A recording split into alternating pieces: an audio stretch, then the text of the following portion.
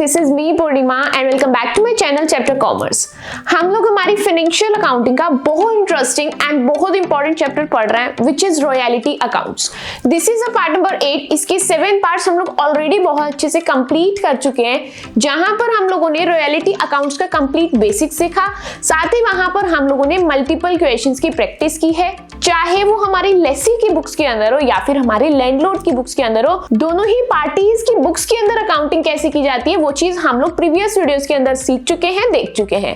अगर अभी तक आप लोगों ने प्रीवियस वीडियोस नहीं देखी है तो डिस्क्रिप्शन बॉक्स में प्लेलिस्ट का लिंक मिलने वाला है, लिंक को टैप करके आप लोग रॉयल्टी अकाउंट्स वाले चैप्टर को सीक्वेंस एंड सीरीज से कंप्लीट कर सकते हैं एंड अपने कॉन्सेप्ट्स एंड न्यूमेरिकल्स पर ग्रिप बना सकते हैं। This is a part number 8। इसके अंदर हम लोग हमारा एक नया टॉपिक, नया कॉन्सेप्ट स्टार्ट करने वाले हैं which is deduction of income tax. यहां पर हम लोग किस चीज की बात करने वाले हैं कि अगर हमारी बुक के अंदर, हमारी न्यूमेरिकल के अंदर ये बोला है कि लैंडलॉर्ड को पेमेंट की जाएगी but after deducting income tax. ये जो इनकम टैक्स होता है ये क्या होता है, हम लोग आगे वीडियो के अंदर एक एक कॉन्सेप्ट, एक एक बात को बहुत अच्छे से समझने वाले हैं। But the good thing is पूरा न्यूमेरिकल आपका सेम ही तरीके से होना है, बहुत छोटी सी चीज चेंज करनी है यहाँ पर, जो यहाँ पर हम लोग सीखेंगे। आप लोग एनालिटिकल टेबल बनाते थे, पूरी एनालिटिकल टेबल सेम बनेगी, बस यहाँ पर मेरा पेमेंट टू लैंडलॉर्ड वाला कॉलम होता था, बहुत छोटा सा डिफरेंस वहां पर होने वाला है एंड बहुत छोटा सा डिफरेंस मेरे लैंडलॉर्ड के लेजर अकाउंट के अंदर होने वाला है, बाकी सारी चीजें सेम है। स्टार्ट करते हैं। यहां पर सबसे पहले हम लोग डिडक्शन ऑफ इनकम टैक्स वाले कॉन्सेप्ट को समझेंगे। यहां पर क्या होता है, लेसी मेरे लैंडलॉर्ड को रॉयल्टी पे कर रहा होता है किसी भी चीज के राइट के बदले में। लैंडलॉर्ड अपने लेसी को राइट देता है अपने किसी एसेट को यूज करने का, लेसी बदले में क्या कर रहा होता है, लैंडलॉर्ड को रॉयल्टी दे रहा होता है। तो यहां पर इस कॉन्सेप्ट के अंदर बोला गया है कि लेसी की ये रिस्पॉन्सिबिलिटी है कि रॉयल्टी देने से पहले वो उसमें से अपने इनकम टैक्स को, इसके टैक्स को डिडक्ट कर लेगा एंड गवर्नमेंट को पे कर देगा। वही बात यहां पर बोली गई है। इनकम टैक्स एक्ट 1961 की प्रोविजंस के according it is the duty of the pair of royalty. जो भी रॉयल्टी पे कर रहा होता है, कौन पे करता है, हमारा लेसी।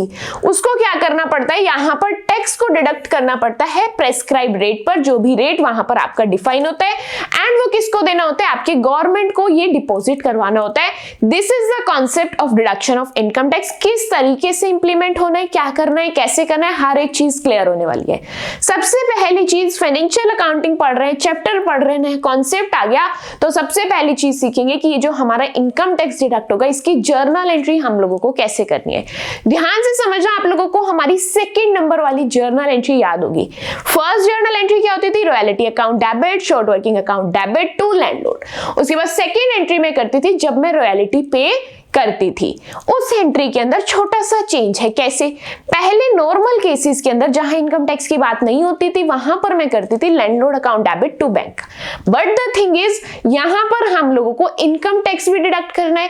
पहली चीज, किसकी बुक के अंदर ये अकाउंटिंग हो रही है, किसकी बुक के अंदर ये जर्नल एंट्री हो रही है, मेरे लेसी की बुक के अंदर।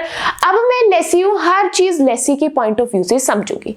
अब मैंने क्या कहा, मुझे लैंडलॉर्ड को पेमेंट करनी है, मैं लैंडलॉर्ड को पेमेंट कर रही हूं, तो मेरी जर्नल एंट्री होगी landlord account debit to bank account. अब आपको कॉन्सेप्ट में क्या बोला, बैंक अमाउंट को निकालते टाइम आप जब भी आपकी रॉयल्टी पे कर रहे होंगे, रॉयल्टी पे करने से पहले आपको टैक्स डिडक्ट करना है एंड उस टैक्स को गवर्नमेंट को देना है।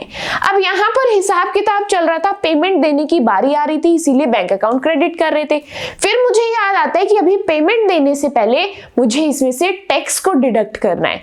तो वो जो भी पेमेंट दे रहा है, सपोज 10,000 की पेमेंट दे रहा है, उसमें से वो 500 का टैक्स डिडक्ट कर रहा है, तो वो यहां पर पेमेंट कितने की करेगा, यहां पर पेमेंट करेगा 9500 की एंड 500 की जो टैक्स पेमेंट है वो जाएगी इनकम टैक्स पेएबल अकाउंट के अंदर।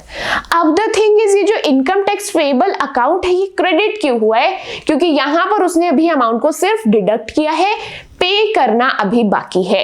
यहां पर इसकी लाइबिलिटी अराइज हो रही है कि ये इन फ्यूचर इस पेमेंट को करने वाला है गवर्नमेंट को, इसीलिए ये लाइबिलिटी है, इसीलिए ये यहां पर क्रेडिट है। आई होप ये कॉन्सेप्ट, ये जर्नल एंट्री बहुत अच्छे से क्लियर है।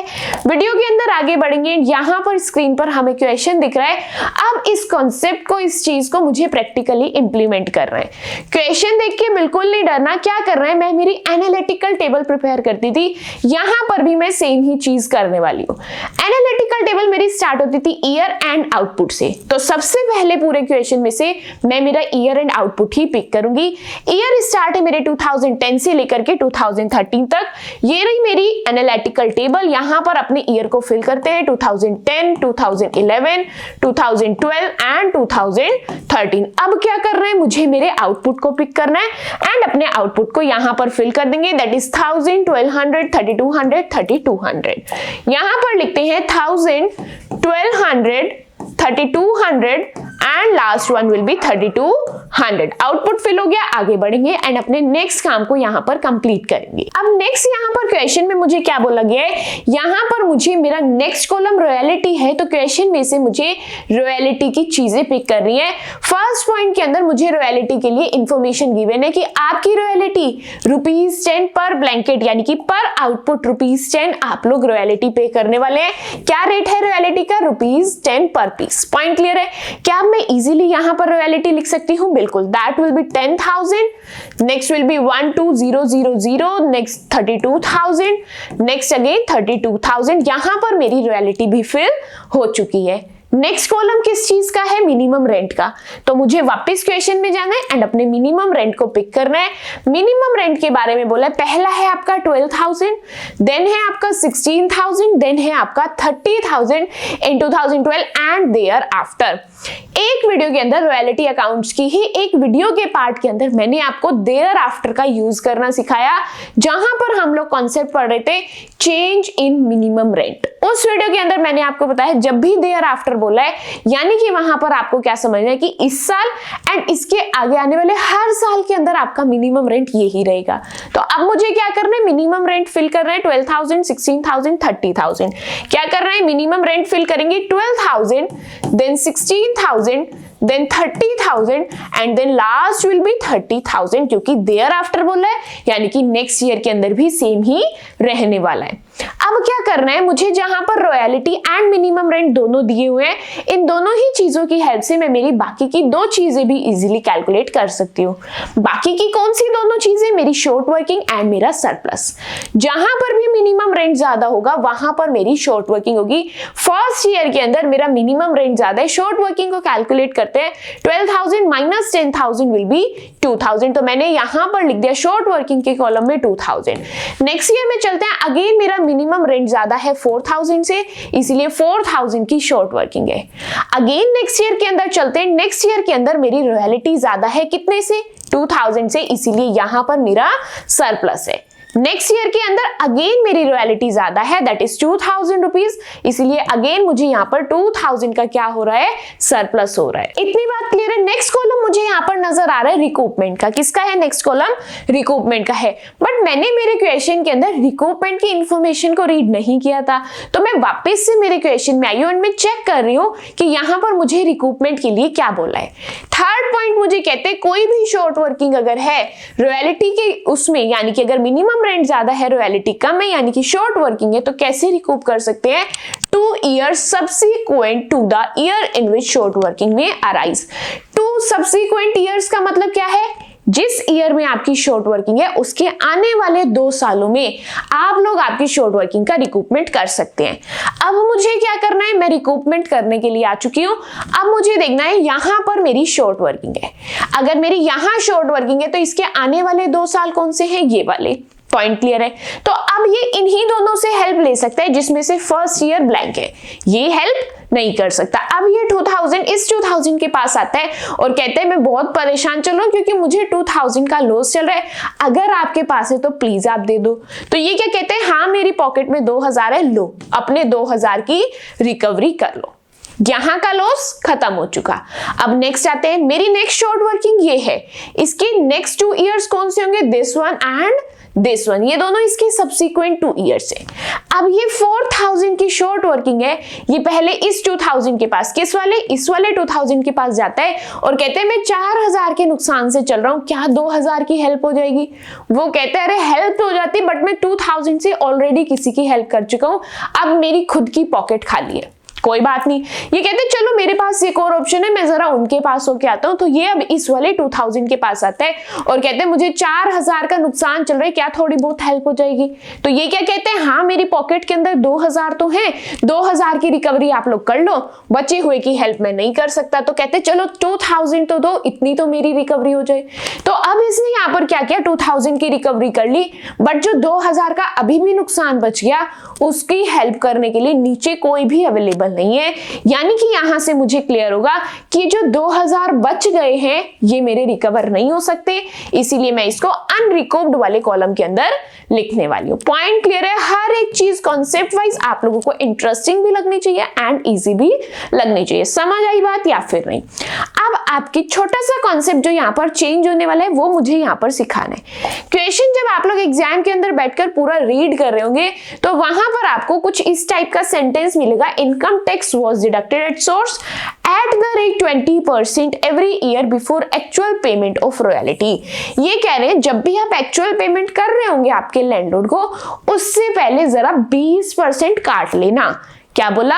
जब भी आप लोग लैंडलॉर्ड को एक्चुअल पेमेंट कर रहे होंगे तो उससे पहले 20% काट लेना इनकम टैक्स के।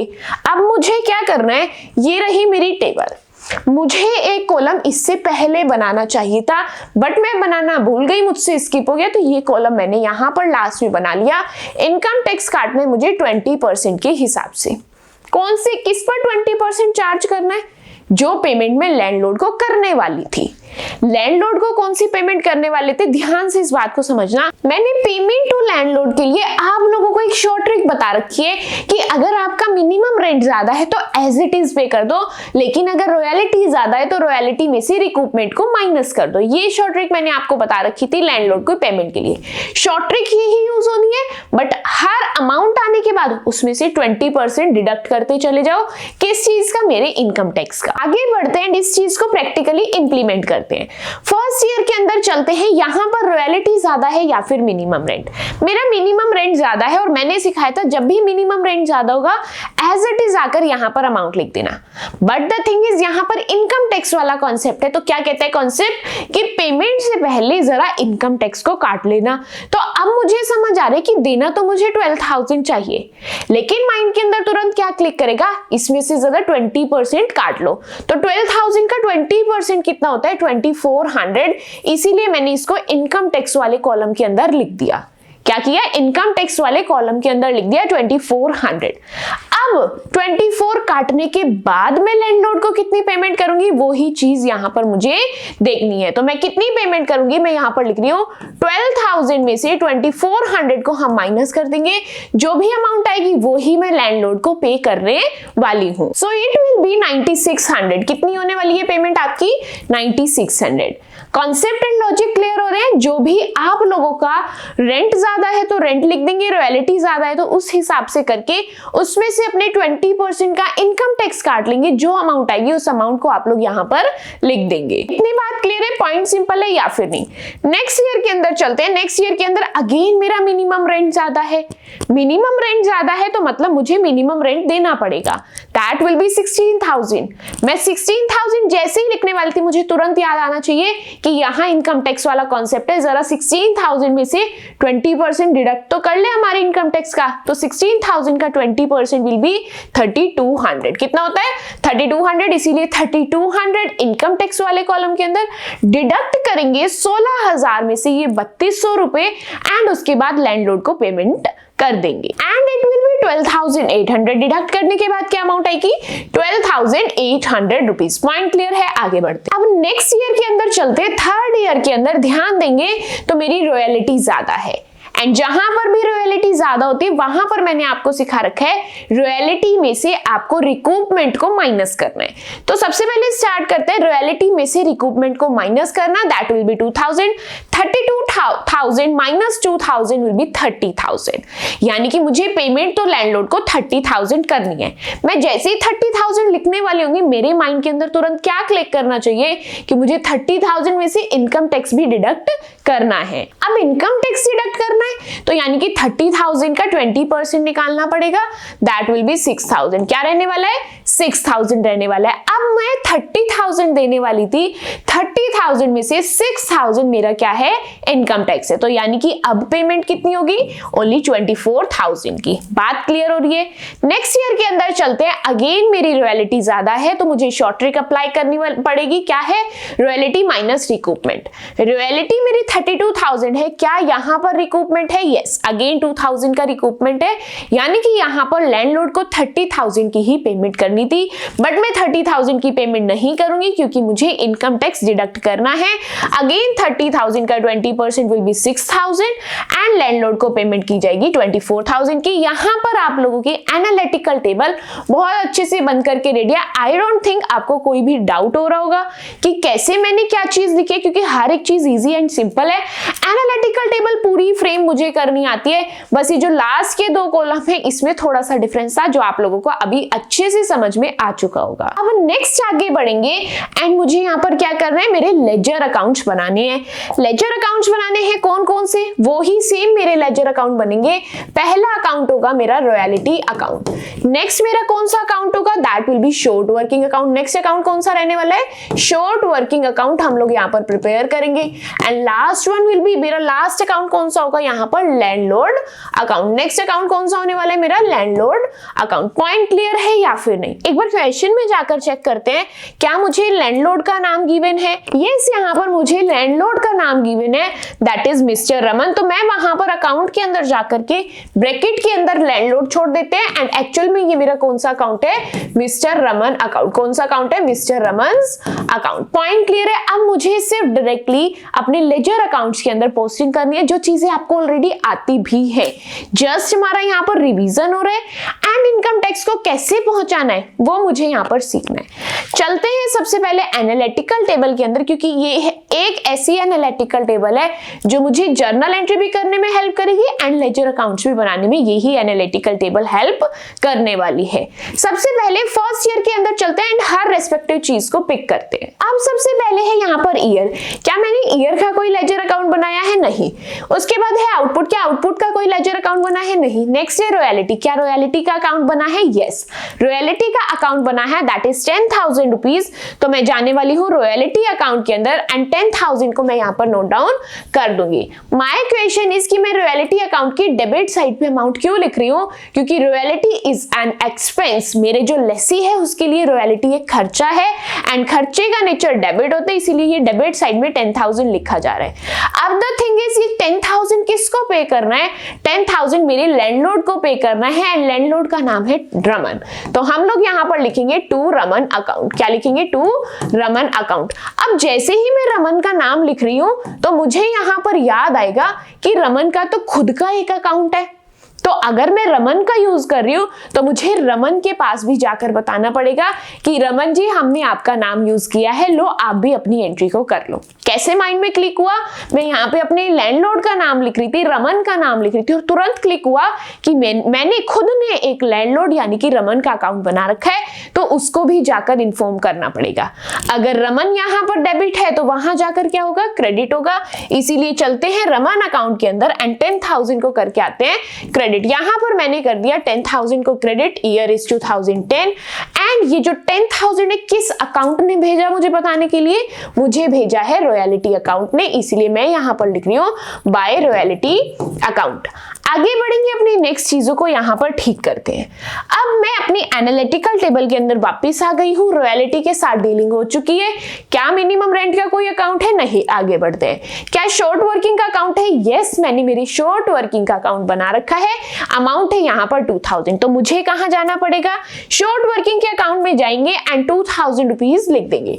2,000 लिखा डेबिट साइड, वाई? क्योंकि शॉर्ट वर्किंग भी उसके लिए एक लॉस है, उसके लिए एक खर्चा है एंड लॉसेस एंड एक्सपेंसेस का नेचर डेबिट होता है, इसीलिए यहाँ पर लिखेंगे। अब द थिंग इज, यहाँ पर किसका नाम है? यहाँ पर जिसको रॉयल्टी दी जा रही है उसी को शॉर्ट वर्किंग भी देंगे, यानी कि अगेन यहाँ पर किसका नाम यूज करने वाले हैं? रमन का। तो यहाँ पर लिखेंगे to Raman's account. Point clear है या फिर नहीं? अब क्योंकि मैंने यहाँ पर रमन का नाम यूज किया है तो क्या मुझे उसके अकाउंट में जाके उसे इन्फॉर्म करना पड़ेगा कि रमन जी हमने आपका नाम यूज किया है तो हम क्या करेंगे, रमन के अकाउंट में आ जाएंगे, 2000 रुपीज यहाँ पर लिख देंगे। किस चीज के हैं ये 2000? शॉर्ट वर्किंग के। तो हम यहाँ पर लिखेंगे by short working account. Point clear है या फिर नहीं? अब मेरी हर एक चीज यहाँ कंप्लीट हो चुकी है। वापस चलो, कहाँ वापस? एनालिटिकल टेबल के अंदर। अब मैं यहाँ तक काम कर चुकी हूँ, आगे कुछ नहीं है, आगे कुछ नहीं है, आगे कुछ नहीं है। अब आगे यहाँ पर 2 कॉलम्स में अमाउंट है। पॉइंट क्लियर है? अब ये लोग कह रहे हैं कि 9600 की पेमेंट हम लोग रमन जी को कर रहे हैं। 9600 की पेमेंट किसको कर रहे हैं? रमन जी को कर रहे हैं। तो मैं रमन जी के अकाउंट के अंदर जाती हूँ एंड 9600 यहां पर लिख रही हूँ। अब द थिंग इज, मैं डेबिट में क्यों लिख रही हूँ? क्योंकि रमन जी को मैं जैसे ही पेमेंट कर रही हूँ मेरे क्रेडिटर्स कम हो रहे हैं। यहां पर लैंडलॉर्ड मेरा क्या है? क्रेडिटर, क्योंकि इन फ्यूचर मुझे इसको पेमेंट देनी है। तो जब भी क्रेडिटर इंक्रीज होते हैं तो क्रेडिट करते हैं, जब भी डिक्रीज होते हैं तो डेबिट करते हैं। अब क्योंकि मैं पेमेंट कर रही हूं तो यहां पर लिखूंगी टू बैंक अकाउंट। क्या लिखेंगे यहाँ पर? To bank account with the amount 9600 rupees. Point clear है? वापस एनालिटिकल टेबल के अंदर चलो एंड वहां पे मुझे एक और अमाउंट गिवन है, दैट इज 2400 रुपीज, वो भी इनकम टैक्स के। अब ये जो मेरे 2400 रुपीज है ये भी किसके अकाउंट के अंदर जाने वाले हैं? रमन के अकाउंट के अंदर। क्योंकि जो 2400 रुपीज काटे ये हम लोगों ने रमन के ही काटे हैं। किसके काटे? रमन के ही काटे। क्यों? क्योंकि हमने उसको कहा आपको जो पैसा हमने देना है उसमें से कुछ पैसा इनकम टैक्स के पास भी जाएगा, इसीलिए यहां पर लिखेंगे to income tax payable account. क्या लिखेंगे? To income tax payable account. Point clear है या फिर नहीं? आगे बढ़ेंगे। अब मेरी फर्स्ट ईयर की अकाउंटिंग तो कंप्लीट हो चुकी है। नेक्स्ट मुझे क्या करना है? अकाउंट की टोटलिंग एंड बैलेंसिंग करनी है। स्टार्ट करते हैं इसी अकाउंट से। चेक करेंगे कि यहाँ पर आप लोगों को टोटल एंड डिफरेंस में कुछ नजर आ रहा है? कुछ भी डिफरेंस नहीं है। दोनों साइड का टोटल 12000 ही है, तो मैंने दोनों साइड एज इट इज 12000 को लिख दिया। बात क्लियर है या फिर नहीं? आगे बढ़ते हैं, अपने नेक्स्ट अकाउंट की टोटलिंग एंड बैलेंसिंग कर लेते हैं। अब ये है आप लोगों का शॉर्ट वर्किंग अकाउंट। टोटलिंग करेंगे तो क्रेडिट साइड में आपका टोटल कम आ रहा है, दैट इज 2000 रुपीज। इस 2000 को मैंने लिख दिया एंड ये क्या? शॉर्ट वर्किंग हमेशा कैरी फॉरवर्ड होती है, इसीलिए लिखेंगे बाय बैलेंस सीडी। क्या लिखेंगे? By balance CD. जो इस ईयर का क्लोजिंग बैलेंस है वो नेक्स्ट ईयर का ओपनिंग बैलेंस होने वाला है, इसलिए यहां पर लिख दिया to balance BD, year will be 2011। बात क्लियर है? नेक्स्ट अकाउंट के अंदर चलते हैं, उसकी टोटलिंग एंड बैलेंसिंग करते हैं। अब यहां पर मेरा रॉयल्टी अकाउंट है, टोटल करते हैं 10,000 मेरा टोटल है एंड द थिंग इज इसकी बैलेंसिंग फिगर कहां जाने वाली है? एक बात आपको याद होनी चाहिए, ईयर एंड के अंदर मेरे सभी खर्चे एंड सभी income profit and loss account के अंदर ट्रांसफर होते हैं, इसीलिए बैलेंसिंग फिगर कहां लिखी? प्रॉफिट एंड लॉस अकाउंट के अंदर। फर्स्ट ईयर की अकाउंटिंग कंप्लीट हुई या फिर नहीं? बिल्कुल। आगे बढ़ते हैं, सेकंड ईयर की अकाउंटिंग को कंप्लीट करते हैं। सेकंड ईयर के अंदर अगेन मेरी रॉयल्टी है 12000, तो मैं क्या करूंगी? स्टार्ट करती हूं अपनी अकाउंटिंग को करना। ईयर विल बी 2011 एंड यहां पर रॉयल्टी दी जा रही है, तो अगेन किसका नाम लिखेंगे? रमन का। तो यहां पर लिखेंगे to Raman's account, amount will be 12000। यहां पर मैंने लिख दिया 12000। अब रमन का नाम यूज हुआ है तो क्या रमन के अकाउंट में जाकर बताना पड़ेगा? यस। तो मैं यहां पर 12000 लिख रही हूं एंड क्या लिखेंगे? By royalty. क्या लिखेंगे? By royalty. ईयर ऊपर नोट डाउन कर देते हैं, my year will be 2011।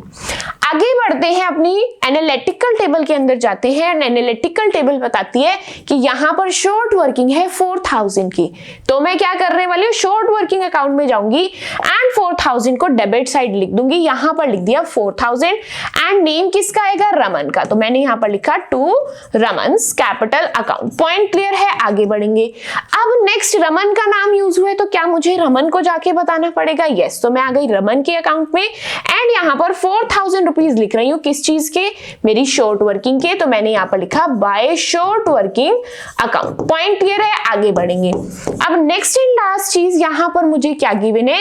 Landlord की पेमेंट एंड लैंडलॉर्ड का इनकम टैक्स। लैंडलॉर्ड की पेमेंट एंड लैंडलॉर्ड का इनकम टैक्स। जो लैंडलॉर्ड की पेमेंट है वो बैंक अकाउंट से, जो इनकम टैक्स है वो इनकम टैक्स पेबल अकाउंट से हम लोग यहां पर लिख देंगे। कैसे लिखना है? यहां पर हम लिखेंगे to bank account and next हम लोग लिखेंगे to income tax payable account. क्या लिखेंगे? To income tax payable account. Point clear है या फिर नहीं? अब क्या करना है? जस्ट वहां से अपनी अमाउंट को पिक करना है एंड इसको लिखते जाना है। इनकम टैक्स यहां पर कितना है? 3200 का एंड बैंक अमाउंट के आगे क्या अमाउंट आएगी 12,800। इसी के साथ अगेन सेकेंड ईयर की अकाउंटिंग भी कंप्लीट हो चुकी है। नेक्स्ट क्या करना है, नथिंग एल्स, हम लोग यहाँ पर टोटलिंग करेंगे एंड बैलेंसिंग करेंगे। टोटल दोनों साइड का इक्वल है इसलिए माइंड लगाने की जरूरत नहीं है। नेक्स्ट अकाउंट में चलते हैं, टोटलिंग एंड बैलेंसिंग करते हैं। यहाँ पर टोटल आ रहा है 6,000। अब क्योंकि ये मेरा शॉर्ट वर्किंग अकाउंट है तो इसकी बैलेंसिंग फिगर क्या करते हैं, कैरी फॉरवर्ड। क्या करते हैं, कैरी फॉरवर्ड। इसीलिए यहाँ पर लिखेंगे बाय बैलेंस सीडी। इस ईयर का क्लोजिंग बैलेंस नेक्स्ट ईयर का क्या होता है, ओपनिंग बैलेंस। इसीलिए यहाँ पर लिख रही हूँ टू बैलेंस बीडी। क्या लिख रही हूँ यहाँ पर, to balance BD. Year will be 2012। Point clear है। नेक्स्ट अकाउंट के अंदर चलते हैं एंड उसकी भी टोटलिंग एंड बैलेंसिंग करते हैं। यहां पर टोटल है 12,000, यहां पर भी टोटल 12,000 है। बैलेंसिंग फिगर कहां जाती है रॉयल्टी अकाउंट की, प्रॉफिट एंड लॉस अकाउंट के अंदर। कहां जाती है, प्रॉफिट एंड लॉस अकाउंट के अंदर। अब अगेन तीनों 2 साल की अकाउंटिंग मेरी कंप्लीट हो चुकी है। थर्ड ईयर की अकाउंटिंग मेरे साथ साथ यहां पर करेंगे। चलते हैं हमारी एनालिटिकल टेबल के अंदर एंड थर्ड ईयर की अकाउंटिंग को कंप्लीट करते हैं।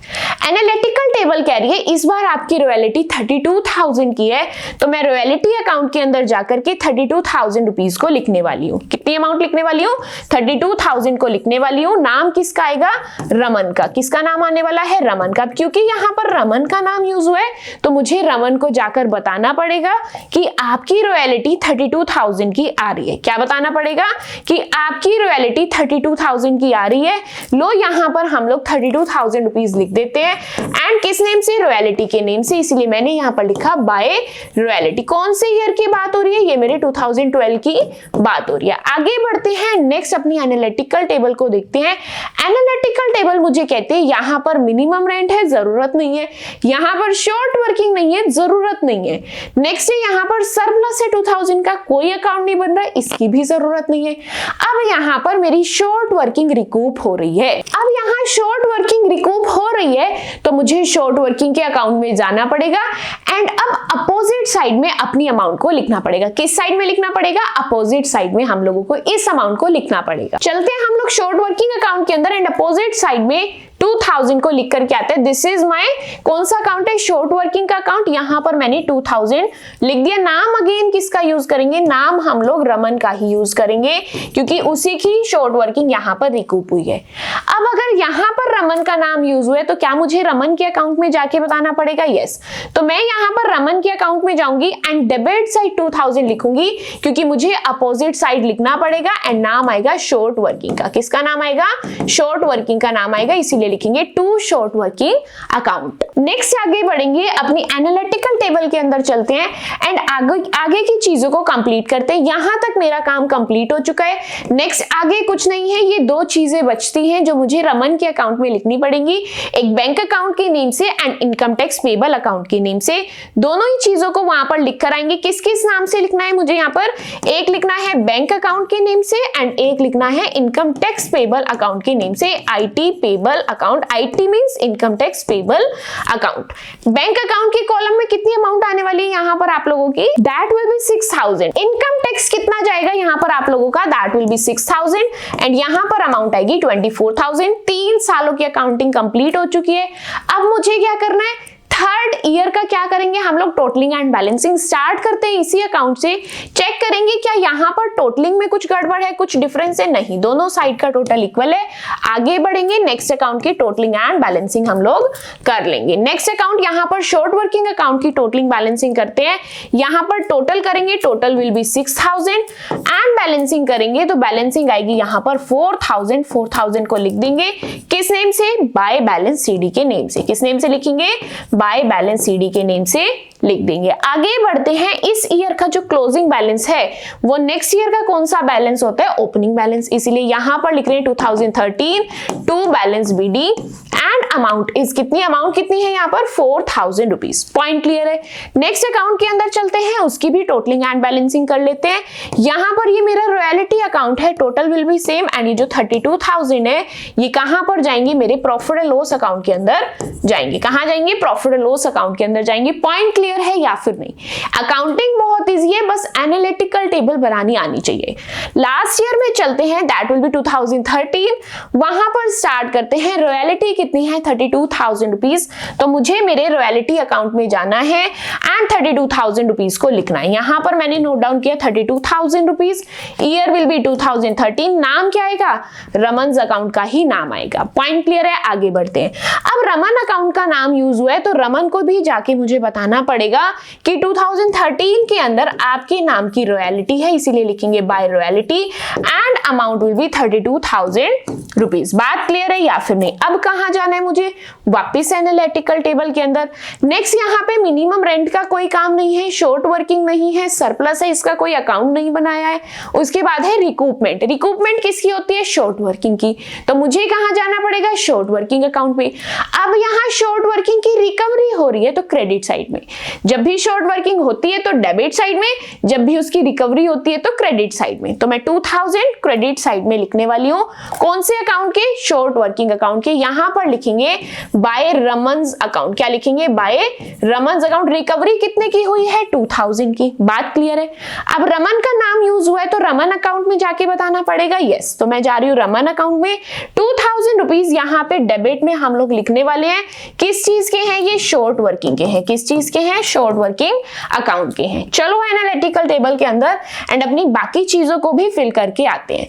यहां तक मैं अपने काम को कर चुकी हूं। नेक्स्ट क्या है, अनरिकूव्ड। अनरिकूव्ड शॉर्ट वर्किंग कहां पर जाती है, प्रॉफिट एंड लॉस अकाउंट के अंदर। That will be 2000। तो मैं शॉर्ट वर्किंग अकाउंट के अंदर जाऊंगी एंड यहां पर लिखेंगे कि ये जो 2000 है ये मुझे प्रॉफिट एंड लॉस में ट्रांसफर करने पड़ेंगे। कहां ट्रांसफर करने पड़ेंगे, प्रॉफिट एंड लॉस अकाउंट के अंदर ट्रांसफर करने पड़ेंगे, इसलिए ये यहां पर लिख दिया। अब क्या प्रॉफिट एंड लॉस का कोई अकाउंट बना है, नहीं, तो इसको कहीं और ट्रांसफर करने की जरूरत नहीं है। लास्ट चीजें यहां पर बचती है मेरी, एक आपके बैंक अकाउंट की अमाउंट एंड एक इनकम टैक्स की अमाउंट। दोनों ही चीजें जाकर के रमन्स अकाउंट में फिल करते हैं। 24,000 एंड 6,000 कितने हैं, 24,000 एंड 6,000। यहां पर लिख रहे हैं 24,000 एंड 6,000। 24,000 बैंक अकाउंट के नेम से आएंगे एंड नेक्स्ट आपके इनकम टैक्स पेबल के अकाउंट से आएंगे। पॉइंट क्लियर है या फिर नहीं। यहां पर हम लोगों की चारों ही साल की अकाउंटिंग कंप्लीट हो चुकी है। लास्ट बचता है टोटलिंग एंड बैलेंसिंग। चेक करेंगे टोटल आप लोगों का दोनों साइड का इक्वल है। इधर भी 32,000 है एंड इधर भी 32,000 है। 24 + 6 that will be 30 and 30 + 2 will be 32,000। First account complete हो गया। नेक्स्ट अकाउंट को भी मैच करते हैं। नेक्स्ट है ये मेरा शॉर्ट वर्किंग अकाउंट। चेक करेंगे टोटल इक्वल है या फिर नहीं। यहां पर आप लोगों का टोटल इक्वल है। ये अकाउंट भी मेरा कंप्लीट हो चुका है। नेक्स्ट चलते हैं मेरे रॉयल्टी अकाउंट के अंदर। रॉयल्टी अकाउंट के अंदर चेक करेंगे, यहां पर मेरा टोटल इक्वल नहीं है, तो मैं टोटल इक्वल बनाऊंगी 32,000 एंड 32,000। डिफरेंस कहां जाएगा, मेरे प्रॉफिट एंड लॉस अकाउंट के अंदर। बात क्लियर है। इसी के साथ हम लोगों ने चारों ही साल की अकाउंटिंग कंप्लीट कर ली है। हमारी यहां पर इनकम टैक्स डिडक्शन वाला कॉन्सेप्ट बहुत अच्छे से कंप्लीट हो चुका है। आई होप हर एक चीज आप लोगों को बहुत अच्छे से क्लियर है, बहुत अच्छे से समझ आई है। डिफिकल्ट कुछ नहीं है। सेम ही तरीके से लेजर अकाउंट बनेंगे, सेम ही तरीके से एनालिटिकल टेबल बनेगी। बहुत छोटा सा डिफरेंस है, जो डिफरेंस आप लोगों को बहुत अच्छे से समझ में भी आया होगा। स्टिल माइंड के अंदर कोई भी डाउट है, आप लोग आपके डाउट्स को कमेंट सेक्शन के अंदर पूछ सकते हैं, ताकि वहां पर मैं आपके डाउट्स को अच्छे से इजीली सॉल्व कर पाऊं एंड आपके हर एक कंफ्यूजन को दूर कर पाऊं। साथ ही आज की वीडियो के अंदर हम लोगों ने जितना भी पढ़ा, इसके नोट्स आप लोगों को टेलीग्राम चैनल पर मिल जाएंगे एंड टेलीग्राम चैनल का लिंक आप लोगों को डिस्क्रिप्शन बॉक्स में मिल जाएगा। लिंक को टैप करके टेलीग्राम चैनल को ज्वाइन करके आप लोग आपके नोट्स को डाउनलोड कर सकते हैं एंड आपके कॉन्सेप्ट्स को अच्छे से रिवाइज एंड रिकॉल कर सकते हैं। साथ ही अगर आज की वीडियो का कॉन्सेप्ट बहुत अच्छे से समझ आया है तो आप लोग आपका रिव्यू कमेंट सेक्शन के अंदर जरूर शेयर करना एंड वीडियो पसंद आई है तो don't forget to like my video and subscribe to my channel which is chapter commerce. That's it for today's video. मिलते हैं आपसे नेक्स्ट वीडियो के अंदर। Till then bye bye.